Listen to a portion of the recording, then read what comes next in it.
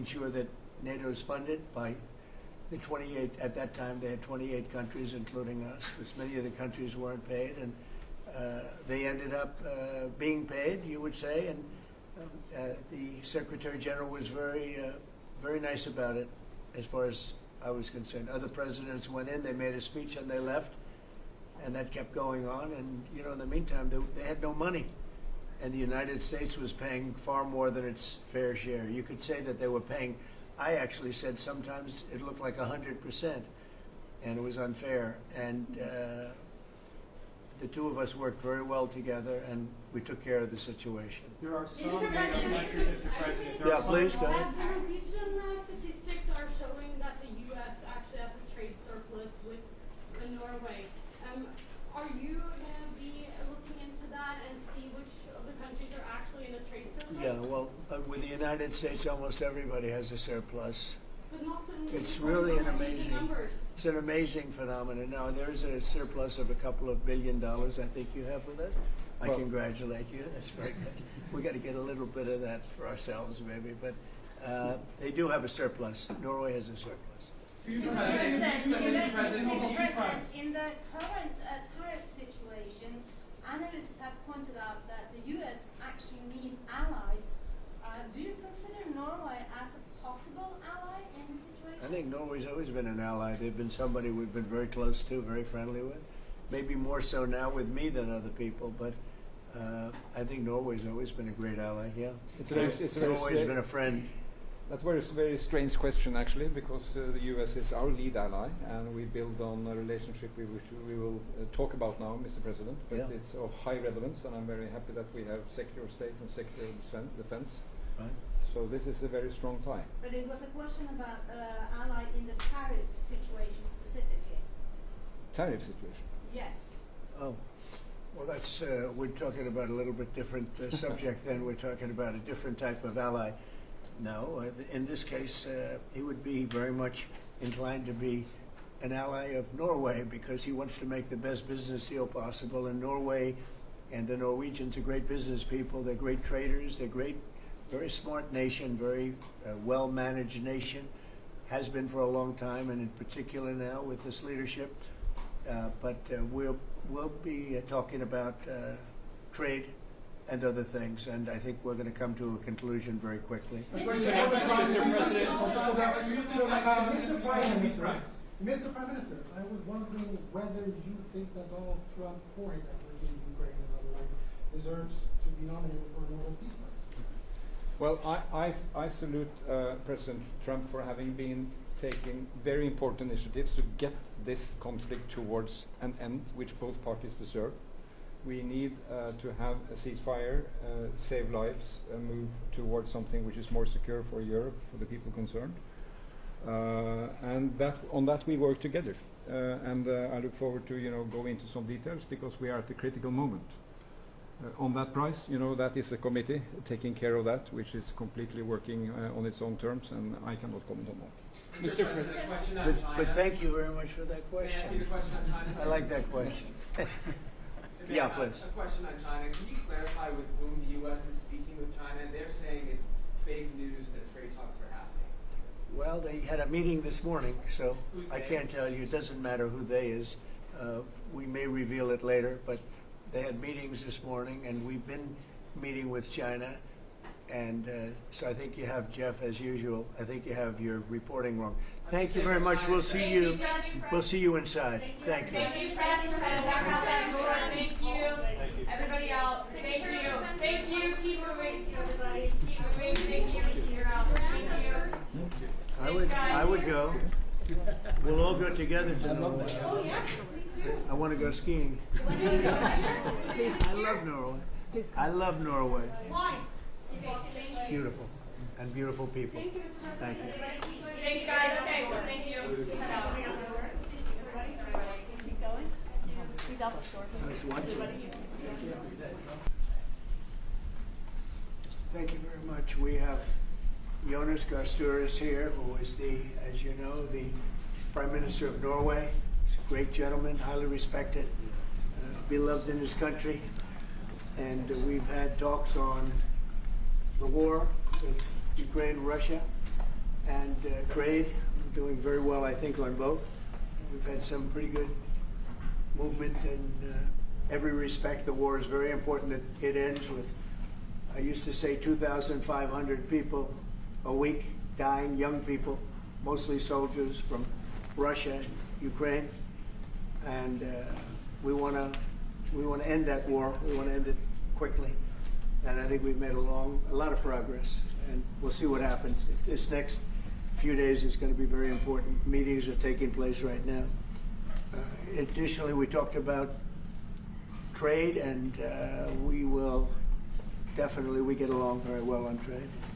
We'll do something, but I think the Prime Minister knows that over the years, the United States has been very good to a lot of people, and it's time for us to benefit also. So we're going to have a good relationship on trade, and we discussed other things also. But Mr. Prime Minister, it's an honor to have you at the White House. Thank you very much. Well, thank you, Mr. President. This year is 200 years since the first immigration from Norway to the U.S. We come here early in your term. Appreciate that you take time. We have highlighted that very close cooperation. We are allies. We look after security in the north, in the Arctic. A lot of confidence between our services. We have discussed in detail the war in Ukraine. I have saluted the President for his initiative to make progress towards something that can be a ceasefire and an end to this terrible conflict. It is a complex picture, but it needs political will and push, and we have exchanged ideas on that. And then I think the President and his team have been open to hear our perspectives. And on trade, we have also emphasized that we can benefit, both of us, by trading. We can be complementary, and we can find good solutions. But first of all, I appreciate, Mr. President, the spirit and the tone of this conversation, which has been confirmation of a very strong partnership. Thank you very much. Appreciate it. Any Mr. questions? President, can I ask you Yes. first, Mr. President, have you spoken about the tariffs that you want to impose on Norway? Is there a chance that you can lower We spoke them, about you can lower trade, those tariffs? and we understand each other very well. I think we'll have no problem. You think that you will get an agreement? I think with we'll have Norway? no problem whatsoever with Norway. Mr. President, did you discuss a possible visit to Norway? Did you discuss a possible visit for President Trump to We Norway? didn't, but I love it. I mean, I've been there, and it is a beautiful place. They have. But I told the President that, you know, he is receiving us early in the term. He's welcome to visit Norway. We would like to have him, and it will be another way of emphasizing this strong friendship. Mr. President, Norway has been a staunch supporter of Ukraine Yes. since the Russian invasion in 2022. Has something been discussed here today that may have altered your views on things? No, we want to, very simply, I have no allegiance to anybody. I have allegiance to saving lives, and I want to save a lot of lives. A lot of young people, mostly young people. It's the war. It's the soldiers, and if we can do that. Also, as you know, I got started because the money that's been spent on this war is insane. It should have never happened. And it would have never happened if I were president. But Biden spent $350 billion on this, and it's a shame. And that's what got me involved. And then I looked at, and I see the results. It's horrible. It's a killing field. 5,000 soldiers a week on average. And we want to stop that. We both want to stop that for a lot of reasons, but I would say that is my number one reason. Do you think that Russia, that we will get Russia to accept a deal that also Ukraine and Europe is willing to accept? I think so, yeah. I do. I believe they will accept, and I think we're going to get this over with. I hope so, soon. Go ahead. Continue to lack support from NATO allies in your goal of obtaining Greenland. How will you proceed if you don't get that support? Well, Greenland's going to be interesting, but that's for another day. I think we need that for international peace. What are you expecting of your And if you allies? don't have that, I think it's a big threat to our world. So I think Greenland's very important for international peace. Yeah, please go ahead. Mr. President, this morning in a Truth Social post, you used the words Vladimir, stop. That seemed like a slightly different message, a personal message What is your level of frustration with President Putin? I didn't like at this last point? night. I wasn't happy with it. And we're in the midst of talking peace, and missiles were fired. And I was not happy with it. That's what I meant, and that's, you know, Mr. what it President, said. Mr. President, why I are assume that's what you mean. Sorry, Yeah, if I the assume. bombs keep falling, will you consider additional sanctions toward Russia, or what will you do if President Putin I'd does rather not answer respond? that question in a week. I want to see if we can have a deal. No reason to answer it now, but I won't be happy. Let me put it that way. Mr. Things President, will happen. Mr. President, why are you not putting more pressure on Russia? I know a lot of Europeans. Putting a lot of see that. pressure. You don't know what pressure I'm putting on Russia. They're dealing. You have no idea what pressure I'm putting on Russia. We're putting a lot of pressure. Can you maybe tell us then what kind of We're pressure putting are a you lot putting of on pressure Russia? on Russia, and Russia knows that, and some people that are close to it know, or he wouldn't be talking right now. The Prime Minister understands that better than anybody. He wouldn't be talking right now. He's talking, and we're putting a lot of pressure. I think he wants to make a deal. We're going to find out very soon, but it takes two to tango, and you have to have Ukraine want to make a deal too, and they're being hit very hard, and I do believe they want to make a deal. Mr. President, Mr. Prime Minister, if I may. You said that it's that the Ukraine have to give some territory to win peace, among them Crimea. Do you stand by that? And I know that the former NATO General Secretary today has told you that he does not agree, and he believes in territorial integrity of the Ukraine. How will you deal with that with your allies? And do you Well, stand by that Ukraine have to give Former Crimea to Secretary win General peace? happens to be right here, you know, so they can't put words in his mouth. He's been a great general, frankly. It was because that's what you are. Really, you're a general. But he's been a great Secretary General. We had a tremendous relationship, very successful, and I think he could speak for himself. He's right here. But do you still agree that Ukraine have to give some territory away to win peace? Well, it depends what territory. They've been fighting. They've lost a lot of territory. We'll do the best we can, working with Ukraine. We'll do the best we can. But they lost a lot of territory. When you say Crimea, that was handed over during a president named Barack Hussein Obama. That had nothing to do with me, Crimea. That was 11 years ago with Obama. And they made a decision. There wasn't a bullet fired. There was no fighting. There was no anything. They just handed it over. Now they say, well, can you get it back? I think that's going to be a very difficult thing to do. That was given by Barack Obama when he was president, not by Donald Trump. Thank you, Mr. Mr. President. President, As I have you a know, long you have meeting, a peace Mr. President. proposal that you put on the table. It's a 30-day ceasefire proposal. Your national security team presented it to both Ukraine and Russia. 2 months ago, Ukraine agreed to that ceasefire proposal immediately. Russia has not. And my question is Russia the obstacle to peace based upon that, just getting to that 30-day ceasefire? I don't think so. I think that they both want peace right now. They're ready to do something. We'll see what happens. Complicated, very complicated. But I think they are both very much looking to make a deal. Marco, what would you say? Well, first of all, what was put before our partners was options to discuss about things that it would take to end a war. This war is endable. Both sides just have to agree to it. We've shown them a pathway forward. We've discussed those ideas. It was a good meeting yesterday. There'll be good meetings over the weekend. We've shown them the finish line. We need both of them to say yes. But what happened last night with those missile strikes should remind everybody of why this war needs to end. It's horrible those missiles landed. What's even worse is there are today people that were alive yesterday that are not alive today because this war continues, and the president wants to stop it. And everyone should be thanking the president for being a peacemaker and trying to save lives. That's what we're trying to do here. It's not our war. We didn't start it, as you know. But we're trying to end the dying. We're trying to end the destruction. And we've shown the path forward. We can see the finish line, but both of them have to get there. We're going to do everything we can to help them get there, but they have to ultimately say yes. Both And of we them. are using a lot of pressure on both. You know, if you think we're just in there because we're nice people, and we are nice people, but we're using a lot of pressure on both. What had a long concessions, meeting, Mr. Mr. President, and to your national security team, what concessions has Russia offered up thus far to get to the point where you're closer to peace?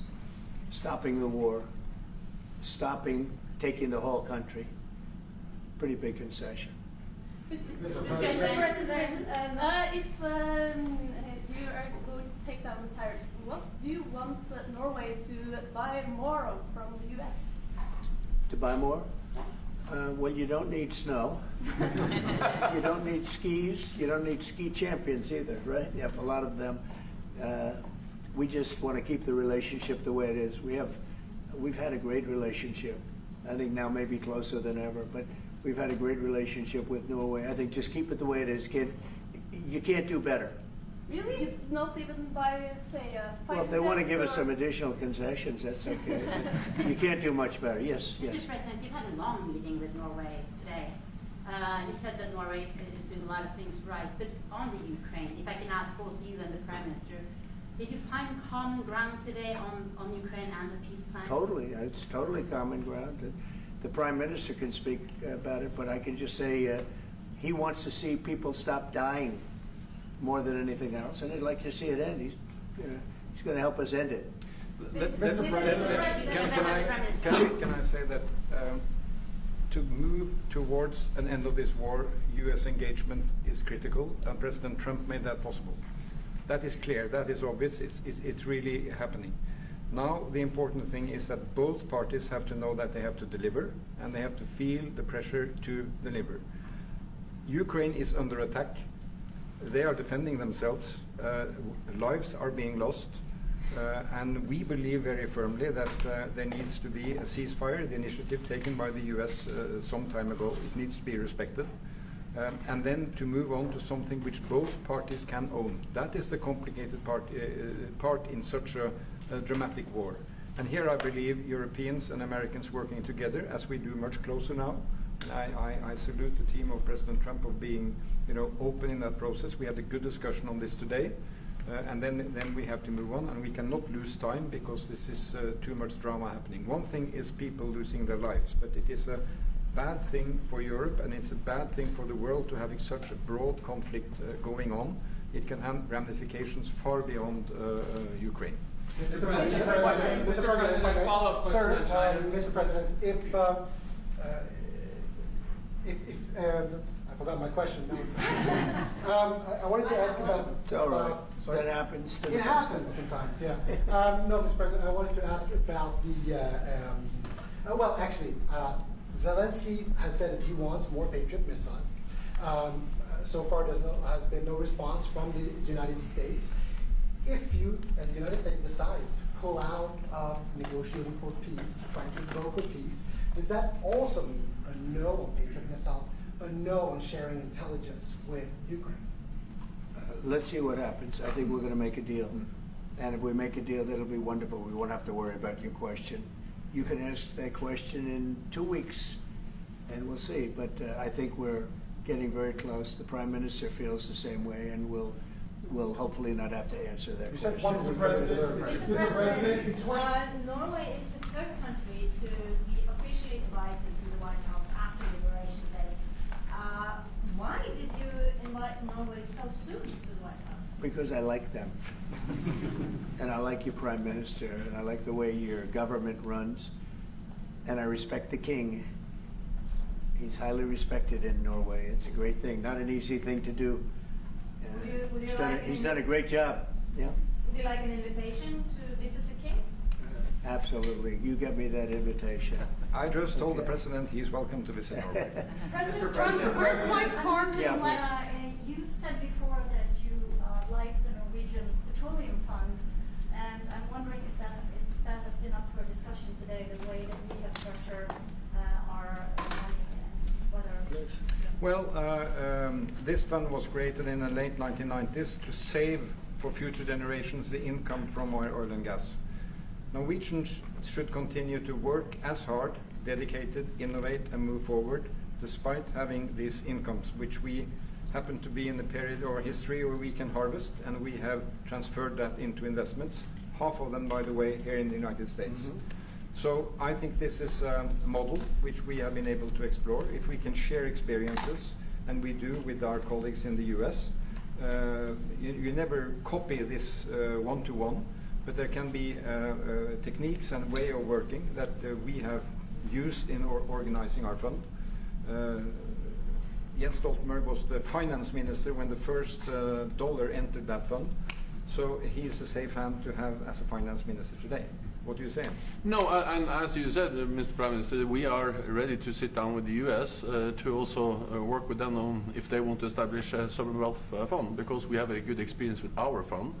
And I think that one example of how we work together with the United States is that half of the fund, close to $1 trillion US, are invested in the United States, mainly in equity, but also some in fixed income, including government bonds. So this is an expression of trust in the United States, expressed by the strong investment of the sovereign wealth fund.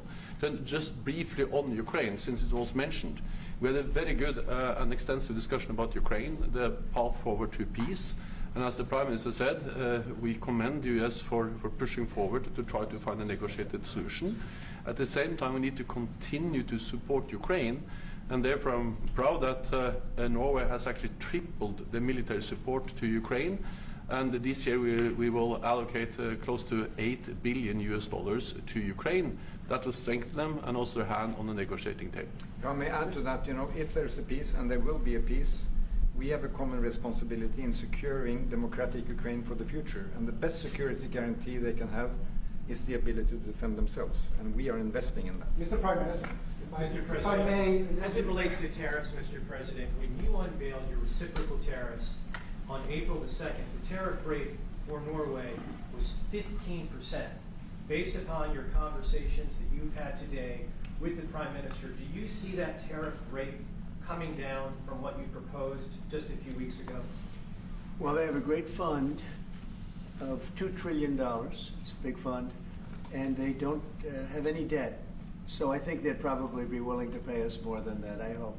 Are the two nations in agreement? Mr. President, Yes. In 2018, your former Secretary of State Mike Pompeo called for an end to Russian occupation of Crimea. Why has this administration changed its stance on territorial concessions for Crimea? Well, the war started. It would have never started if I were president. This is a war that is horrible. All wars are horrible. This one is in particular bad. And I don't know that you can ever say there's going to be a winner to this, because so many lives have been lost. Not only soldiers, I mean, a lot of lives have been lost. I think that we want to do one very simple thing. It would have never happened if I were president. Zero chance it was going to, and it didn't. People say, how do you know that? Number one, it didn't happen. We never even discussed it. I would talk to Putin about it. It was the apple of his eye. Ukraine was the apple of Putin's eye, but there was never even a thought that he'd go in. And I think he understood that I would not be happy if he did. And it was only when I got out, and when you mention what happened to Ukraine years ago under President Obama and a vice president that was also president later, unfortunately for this country, what happened is large chunks of land were given up, and it was called Crimea, and that was a big thing. That was a big moment.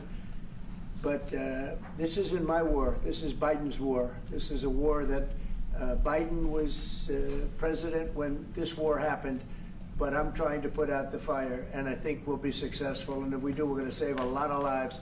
Otherwise, and the Prime Minister had a statement. He said, "This is just a point in time. We're very lucky because this is a point. And if this doesn't happen, this could go on for a long time." Mr. President, will you have meetings with other world leaders when you're in Rome, sir? Future Democrat president? I don't think he will. I think he wants to make peace. I think he wants to end it, and I feel pretty confident of that. But we're gonna know pretty soon. Mr. President, will you have meetings with other world leaders when you're in Rome? Yes, I will. Which leaders do you want to meet, sir? Well, I'd like to meet them all. That would be nice. I'd like to take care of all of them, but we have many of them there, and they all want to meet. They want to meet about trade. And we are making some great inroads and great deals. You might want to speak about that, Mr. Secretary. We had a very successful bilateral meeting with the Republic of South Korea today.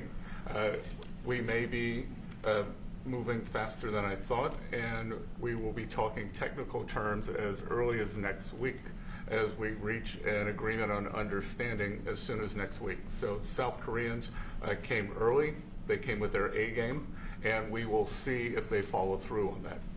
President Trump, you're rounding up your first time. Do you think you deserve the Nobel Peace Prize if you manage to create Do I deserve the Nobel? If you manage to create peace? Well, maybe for the Abraham Accords. I don't want to get ahead of myself in this one, but they say for the Abraham Accords, and by the way, speaking of that, we're going to be filling it up. A lot of countries want to come into the Abraham Accords. You know, we have 4, and Biden did nothing on that one too. It's the same 4, but they're great countries, and they were brave doing it, and it's worked out very well. And we're going to be filling up the Abraham Accords. They're going to be, I think, filling it up very rapidly. Marco, could you say something about that? There's great, enormous opportunity to grow the Abraham Accords. But I would just point to one thing. Of all the leaders in the world today, no leader is working harder to prevent wars or end them than President Trump is right now. We're trying. That's why we're talking to Iran. That's why we're engaged with Ukraine and Russia. It's the desire to prevent these wars from breaking out and to end the ones that exist already. And again, I just think it's tremendous for our country to be led by a president who desires to bring peace and establish peace and protect peace. So it's hard work. Mr. President, you know, Marco just mentioned something that maybe we should talk about for just a second, if we could, Mr. Prime Minister. And you're involved in it too, because you've been involved in the world and peace. But I think we're doing very well with respect to Iran, and we're having very serious meetings. And there are only 2 options, and the one option is not a good option. It's not a good option at all. And I think we're doing very well on an agreement with Iran, but that one, we're doing a lot of things, I will say, but that one is well on its way. We could have a very, very good decision, and a lot of lives will be saved. Mr. President, on the economy, there was a slowdown. Mr. President, on the economy, there was a slowdown as it relates to home sales in the month of March, the slowest pace since 2009. Is that an economic indicator, and perhaps the Treasury Secretary can weigh in on this as well, is that an economic indicator that concerns you about the broader U.S. economy? No, they had very good numbers on housing today, extremely good numbers, and that's despite interest rates, because, you know, if you look at what happened, everyone said, oh, I said I was going to get prices down. I did. Energy just hit $1.98 in a couple of states. It's way down. Energy's down, and we're about $64 a barrel. When I came in, and we were looking at $89, $90, $95. And by the way, that helps us solve the war too. Having those energy prices is a big incentive for Russia to also agree with solving the war problem. Groceries are down. When I was with you 2 months ago, you were complaining about eggs. I said, I just got here. I was here for about a week when the press started saying about eggs have gone through the roof. I said, I just got here. Tell me about eggs. And they have been. They went through the roof, and you couldn't get them. So we just had a big Easter egg hunt at the White House. Thousands and thousands of eggs, and the price was down 87%. So we did a great job. Housing is doing very well. We should lower interest rates. That's the Fed. I hope they lower interest rates. That's a smart thing to do. Be ahead a little bit, although already it's a little bit late. But in the end, we just have a great country. We have a very strong country, and we have every other country. I can't think of one country that doesn't want to negotiate a deal. And they either negotiate a deal or we set a deal that we think is fair. Because we don't have to go through all of these. It would be physically impossible. You know, you have so many people that really understand it, which is a very small group of people here. And we are going to, at some point, just set prices for deals. Some will be tariffed. Some treated us very unfairly. They'll be tariffed higher than others. But we've been ripped off for many, many years. The United States has been ripped off like no country probably in the history of the world has been ripped off for 45, 50 years. And countries have gotten rich by doing that with the United States. We've taken care of their militaries, and military is another subject we talk about. We're not going to make that subject to any of the deals, but you know the same countries that I do where we virtually take care of their military and then don't get treated fairly on trade. So the people, and I don't blame those countries, I blame the people that sat at that beautiful desk right behind you, because those people didn't do the job for this country, and they let us lose $4 billion a day on trade. We were losing $4 or $5 billion a day on trade when I got here, and now we're going to be much better than breaking even, and we're going to be making $4 or $5 billion a day on trade. So, but I don't blame any country, not the worst of them. And we were abused by countries. I blame the President of the United States that happened to be sitting when these deals were made. Disgraceful. When I was here, we had a great 4 years. We had the most successful economy in the history of our country, my first term. And we were very tough on trade. And with China, as you know, they paid hundreds of billions of dollars in tariffs. But nobody else ever did that. China paid not 10 cents to any other president. And but not only China, virtually every country got away with murder. And we just can't let that happen. Thank you very much, everybody. Thank you very much. Appreciate it. Thank you very much. Thank you, President. Thanks, everybody. Head out. Please start moving. Thank you. Thanks, everybody. Thank you, press. Head out. Let's go. Thank you. Thank you. Keep going. Keep moving. Thank you. Thank you, press. One little mistake. It's over. One mistake. Peter, out. Thank you. Sorry. Thanks, guys. I just want to show you. Thank you. Thank you. No more photos. Thanks, everybody. Keep moving. We're done. Sir, we're done. I don't really. Thank you, press.